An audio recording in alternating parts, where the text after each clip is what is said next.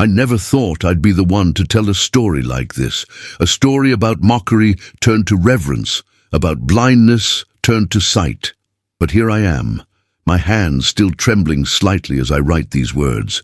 My name is Michael Ramirez, and what happened to me on that December night in East Los Angeles changed everything I thought I knew about faith, about life, about what lies beyond the veil of our limited perception.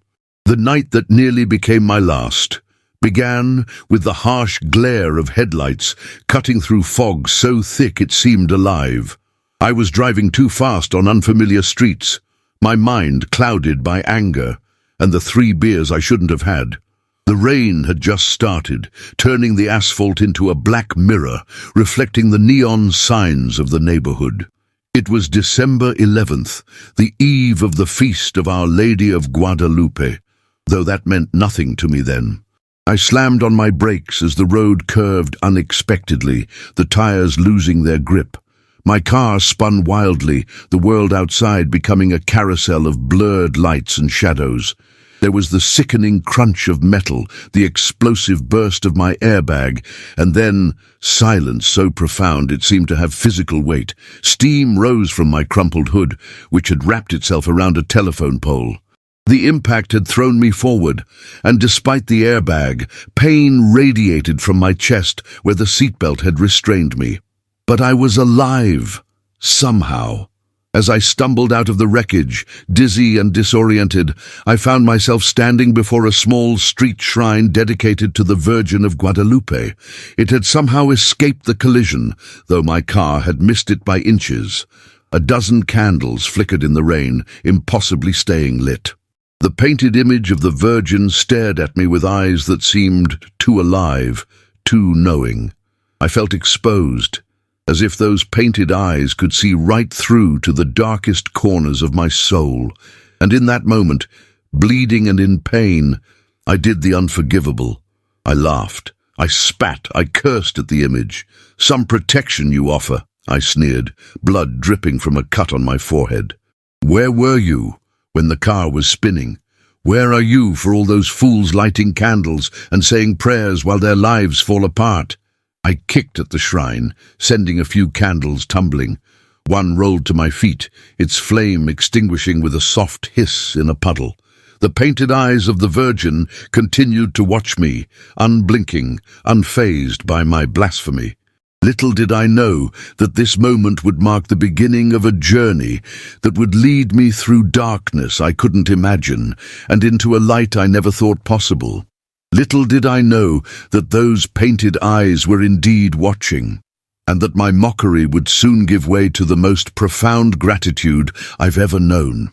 To understand why I stood there cursing at a religious icon, you'd have to know who I was before that night. I grew up in a household divided by faith. My mother, Maria, was devoutly Catholic, her faith a quiet but unshakable foundation of her life.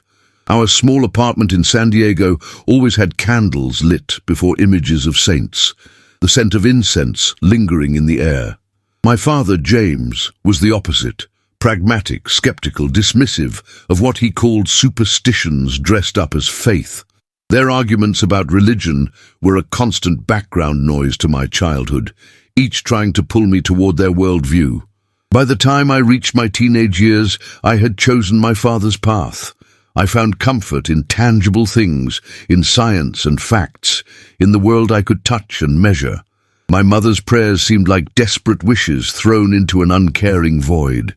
When she died of cancer when I was 17, despite all her prayers and candles, it only hardened my resolve. What kind of God, what kind of Virgin Mother would ignore the pleas of someone so devoted? I left home at 18, distancing myself not just from San Diego but from anything that reminded me of my mother's futile faith. I put myself through college studying engineering, finding satisfaction in the concrete rules of mathematics and physics. I built a life in Los Angeles, successful by most measures, a good job designing electrical systems for commercial buildings, a modern apartment in Silver Lake, a circle of like-minded friends who shared my disdain for the opiate of the masses. But beneath the surface, something was missing. A hollow space grew inside me, one that I tried to fill with work, with casual relationships, with the constant distraction of city life. By 32, I had everything I thought I wanted, yet satisfaction remained elusive. The night of the accident, I'd been at a company Christmas party, an affair that had become more about networking than celebration. I'd spent the evening putting on a confident face, laughing at the right jokes, making the right comments to the right people. Exhaustion had set in by the time I left, along with a creeping sense of emptiness that not even the beers could dull. So when my car spun out of control and I found myself face to face with the very symbol of the faith I'd rejected, something in me snapped. All the anger, all the disappointment, all the questions that had gone unanswered since my mother's death came pouring out in that moment of mockery. After I kicked the shrine, I stood there in the rain, waiting. For what? I didn't know. Lightning to strike me down, some sign of divine disapproval. There was nothing but the steady drum of rain and distant sirens. Of course there wasn't. The universe doesn't care about one man's blasphemy. I dragged myself away from the wreckage, phone in hand, ready to call for help. That's when the pain hit, not from the crash, but something deeper, sharper, a stabbing sensation in my chest that dropped me to my knees on the wet sidewalk. My phone clattered away, and I clutched at my shirt, certain I was having a heart attack. The world tilted and spun, darkness creeping in from the edges of my vision. The last thing I remember seeing before consciousness slipped away was the shrine of the Virgin, those painted eyes still watching me.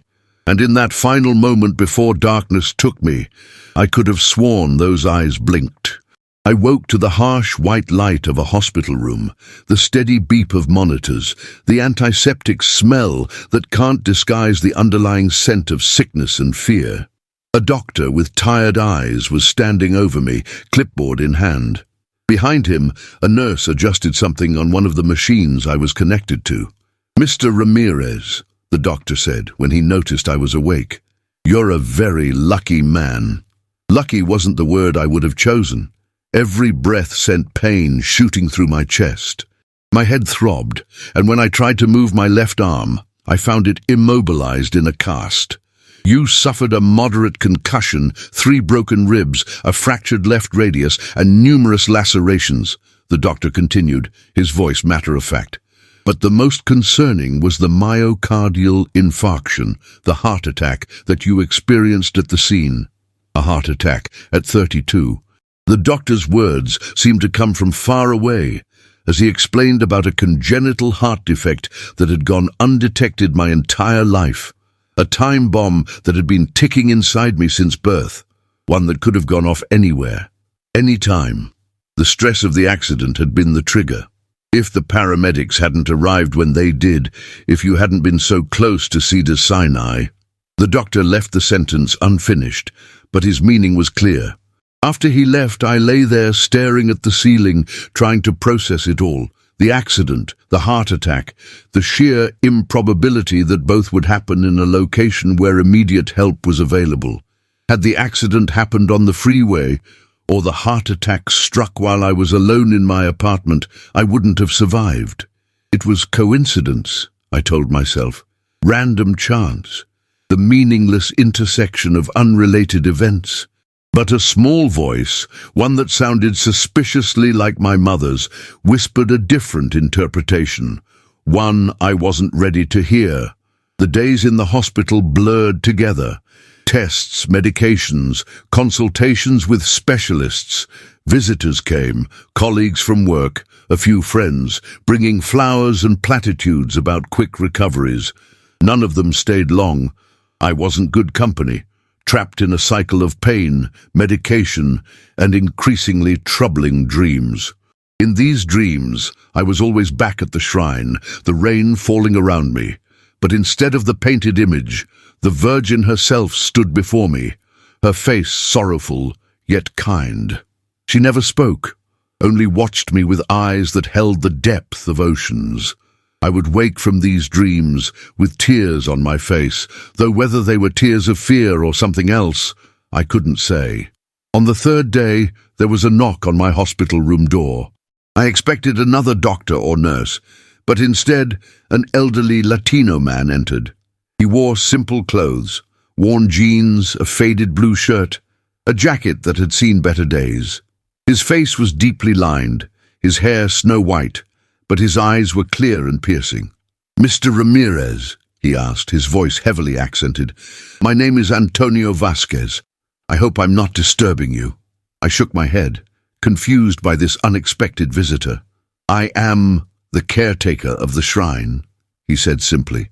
"The shrine of Our Lady of Guadalupe that your car nearly destroyed." A flush of shame rose to my face as I remembered my behavior that night. The mockery, the spitting, the kicked candles. "I'm sorry about that," I muttered, not meeting his eyes. "I'll pay for any damages." Antonio waved his hand dismissively. "The shrine is fine. Not even a candle was broken. I came to see about you." His words surprised me. "Why would you care about me?" He smiled, the lines around his eyes deepening. "Because she asked me to." A chill ran through me that had nothing to do with the hospital's air conditioning. "Who asked you to?" "La Virgen," he said, as if it were the most natural thing in the world. "She comes to me in dreams sometimes, tells me who needs help." I would have laughed if my ribs hadn't hurt so much. This old man, with his simple faith and talk of visions, was exactly what I had always disdained. Yet something kept me from dismissing him outright. "And she told you about me?" I asked, unable to keep the skepticism from my voice. "She showed me your face, told me you were in this hospital, that you are a man who has lost his way." He reached into his pocket and pulled out a small object, pressing it into my hand. "She asked me to give you this." It was a simple medal on a thin chain, the image of the Virgin of Guadalupe on one side, words in Spanish on the other, the same image I had mocked 3 nights ago. "I don't believe in any of this," I said, trying to hand it back. Antonio smiled again, gently closing my fingers around the medal. "She knows. She loves you anyway." He stood to leave, his mission apparently accomplished. At the door, he paused. "She has been waiting for you for a long time, Mr. Ramirez, since before you were born." After he left, I lay there with the medal clutched in my hand, feeling foolish, yet unable to let it go. I told myself I was humoring an old man's delusions, nothing more. Eventually, I placed the medal on the bedside table, determined to forget about it. That night, the dreams returned with new intensity. I was back at the shrine, but this time the rain had stopped. Stars filled the sky above, impossibly bright and close. The Virgin stood before me, but now there was something different about her. Her eyes. They were my mother's eyes, looking at me with the same love I remembered from childhood. I woke, gasping, tears streaming down my face. The room was dark except for the glow of monitors. Without thinking, I reached for the medal on the bedside table, clutching it tightly. "I don't believe," I whispered into the darkness. "I can't." But for the first time since my mother's death, I wasn't entirely sure that was true. The next day brought news that I was being released, though with strict instructions for follow-up care and medications. My apartment, with its stairs and distance from medical facilities, was deemed unsuitable for my recovery. I had no family to stay with, and friends willing to take in an invalid for weeks were in short supply. That's when Antonio reappeared, this time with a woman he introduced as his daughter, Eleanor. "You will stay with us," he announced, not a question, but a statement of fact. "Our home is on the ground floor, and Eleanor is a nurse at Providence St. Joseph's." I started to protest, but Elena cut me off. "Father says the Virgin asked him to help you. In our family, we don't argue with the Virgin." Her tone was practical, tinged with humor, but her eyes held the same clear conviction as her father's. And so, against all logic and my own better judgment, I found myself discharged into the care of strangers who believed they were acting on instructions from a divine vision. My life, which I had always kept so carefully ordered and controlled, had veered into territory I couldn't have imagined a week earlier. Antonio and Elena lived in a small but immaculately kept house in Boyle Heights. The guest room they gave me was simple. A bed, a dresser, a small desk by the window that looked out onto a garden filled with roses despite the December chill. On the wall hung a large image of the Virgin of Guadalupe, adorned with fresh flowers and a small electric candle. "I can take that down if it bothers you," Elena offered when she saw me staring at it. "No," I said, surprising myself. "It's fine. It's your house." The first few days of my stay passed in a haze of pain medication and sleep. Elena checked my vitals with professional efficiency, made sure I took my medications, changed my bandages. Antonio brought meals on trays, simple food, hearty and flavorful, nothing like the takeout I subsisted on in my apartment. Neither of them pressed me about religion or tried to convert me. The only acknowledgement of their faith was the grace they said before meals and the soft sound of prayers that sometimes drifted from Antonio's room in the early mornings. As my strength returned, I began to spend time in the garden, sitting in the December sunshine, watching hummingbirds dart among the winter-blooming salvias. Antonio would often join me, working quietly among his plants, occasionally sharing stories of his life. His childhood in a small village outside Guadalajara, his journey to the United States as a young man, the wife he had lost to diabetes 10 years ago. "She was devoted to Our Lady of Guadalupe," he told me one afternoon. "It was her idea to build the shrine, to give people in the neighborhood a place to pray. And you've maintained it all these years," I observed. He nodded, his weathered hands continuing to prune a rosebush. "It gives me purpose, connects me to her." He looked up at me, his eyes gentle. "Your mother, she had faith also, no?" The question caught me off guard. I hadn't mentioned my mother to either of them. "How did you know that?" "The way you look at the Virgin sometimes, like you're remembering something painful." I found myself telling him about my mother, about her quiet devotion, about the cancer that took her despite all her prayers. To my surprise, Antonio didn't offer platitudes about God's mysterious ways or tell me she was in a better place. "That anger you feel, it is natural," he said instead, "to lose someone you love and not understand why. This is one of life's greatest pains." He carefully cut a perfect red rose and handed it to me. "But anger, it is like holding a burning coal in your hand, hoping the other person feels the heat." I twirled the rose between my fingers, considering his words. "And what's the alternative? Blind faith? Believing that everything happens for a reason, even the suffering of good people?" Antonio shrugged. "Faith is not blind, Mr. Ramirez. True faith sees clearly, but it sees with the heart as well as the eyes." He gestured toward the roses. "I do not need to understand how the rose grows from tiny seed to such beauty to appreciate the miracle of it." His words stayed with me that night as I lay awake, the medal of the Virgin clutched in my hand, a habit I had developed without quite meaning to. The dreams continued to come, but they were changing. Now, instead of standing before the shrine in the rain, I was walking through a field of impossible light, following a figure always just ahead of me. Each night I got a little closer. Each night the figure became a little clearer. December 12th, the feast of Our Lady of Guadalupe, dawned clear and cool. From early morning I could hear activity in the house. Visitors coming and going, the smell of food cooking, the sound of Spanish conversations, and occasional laughter. Eleanor knocked on my door mid-morning. "We're having a small celebration for the feast day," she explained. "Nothing elaborate, just family and a few neighbors. You're welcome to join us if you feel up to it." I hesitated, my instinct to refuse battling with a strange reluctance to remain isolated. "Maybe for a little while," I finally said. The living room had been transformed. Colorful paper decorations hung from the ceiling.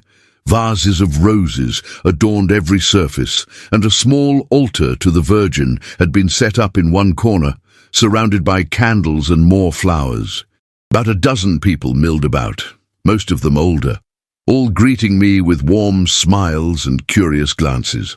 Antonio introduced me simply as a friend who is staying with us while he recovers, offering no explanation about the circumstances that had brought me there. No one pressed for details, though I caught a few significant looks exchanged, as if they already knew more than had been said. The celebration was modest, but joyful. Food shared, stories told, a few songs sung. I sat quietly at the edge of the gathering, observing this expression of faith that seemed so different from the solemn masses of my childhood.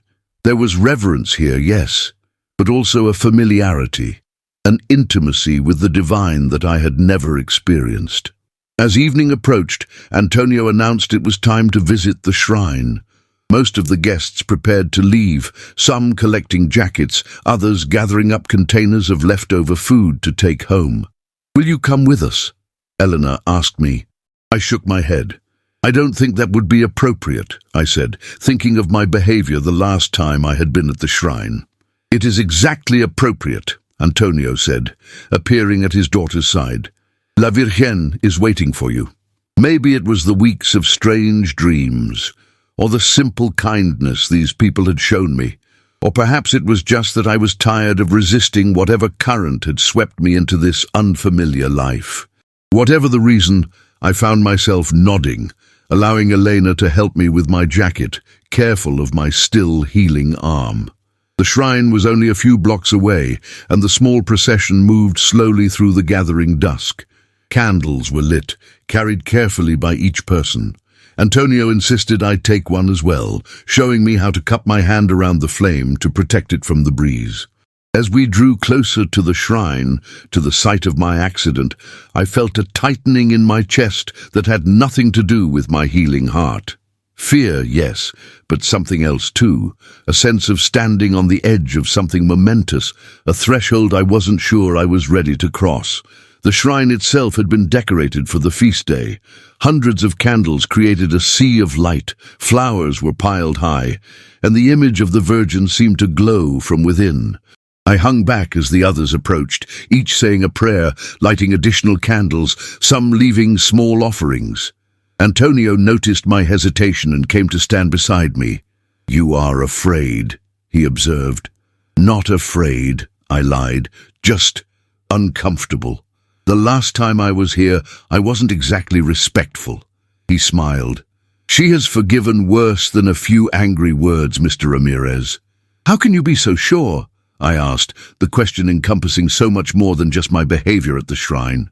"Because I know her," he said simply, "as I knew my wife, as you knew your mother."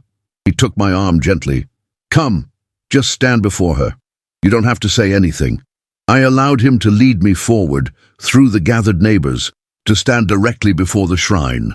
The painted eyes of the Virgin looked back at me, the same eyes that had watched me the night of the accident, the same eyes that had haunted my dreams.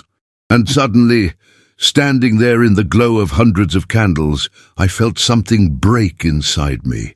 Not my heart, though it seemed to crack open in my chest, but the shell I had built around it after my mother's death. The protective layers of skepticism and anger and self-reliance that had kept the world, and any possibility of faith, at bay for so long. I don't know how long I stood there, tears streaming down my face. I became aware, gradually, of Antonio's hand on my shoulder, of Eleanor standing nearby, of the quiet murmur of prayers from the gathered neighbors. No one seemed surprised by my breakdown, by the spectacle of a grown man weeping before a shrine. It was as if they had been expecting it all along. Eventually, the tears subsided, leaving me emptied out, but somehow lighter. I stepped back from the shrine, embarrassed now by my display, but Antonio's hand remained steady on my shoulder.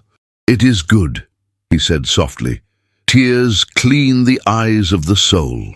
As the others began to drift away, returning to their homes in twos and threes, I remained at the shrine with Antonio and Elena. The night had grown cool, but I barely noticed, still caught in the aftermath of whatever had happened to me. "I don't understand any of this," I admitted. "Understanding comes later," Eleanor said, "or sometimes not at all. It's not required."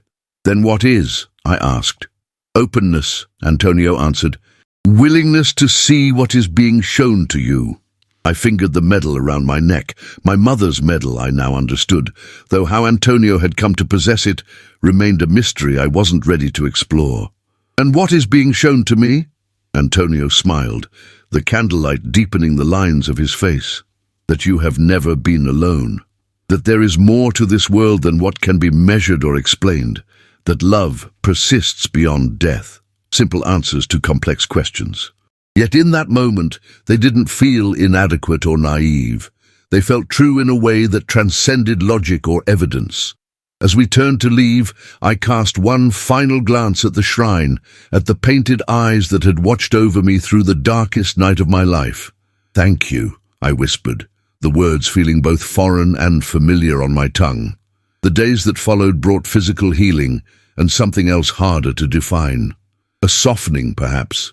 A willingness to consider possibilities I had long dismissed. I began to join Antonio for morning prayers, not participating but simply present, listening to the rhythm of words that had once been as familiar to me as my own heartbeat. Elena and I talked for hours over cups of her father's herbal tea. She told me of her own journey of faith, which had included years of doubt and questioning before finding her way back. Unlike her father, whose faith seemed as natural as breathing, Elena had struggled, had asked the hard questions, had demanded answers. "And did you get them?" I asked her. "The answers?" She considered this. "Not the ones I thought I wanted, but better ones maybe, truer ones." My dreams changed again. Now, instead of following a distant figure, I walked beside her, sometimes my mother, sometimes the Virgin, sometimes a presence that was both, and neither.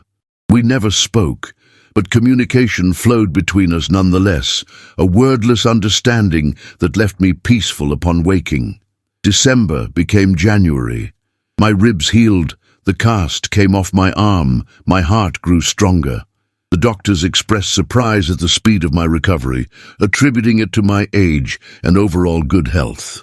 I didn't share with them the other factors I suspected, the peace I had found in Antonio's garden, the nourishment of Elena's cooking and conversation, the medal I now wore openly around my neck. My old life began to reassert itself. Calls from work about when I might return, questions about my apartment, which I had continued to pay rent on, though I hadn't set foot in it for weeks. The world I had built for myself was waiting, expecting me to slip back into it as if nothing had changed. But everything had changed. I had changed. One evening, as we sat in the garden watching the sunset paint the sky in impossible colors, I told Antonio and Elena that it was time for me to go back to my apartment, to my job, to the life that was waiting for me. "You will always have a place here," Antonio said, his eyes on the horizon, "whenever you need it." "I know," I said, and I did. In these people, I had found not just caretakers during my recovery, but family in the deepest sense of the word. But I need to figure out how to carry what I've found here back into my normal life. Elena nodded, understanding in her eyes. "It won't be easy. The world has a way of making us forget the important things." "I won't forget," I promised.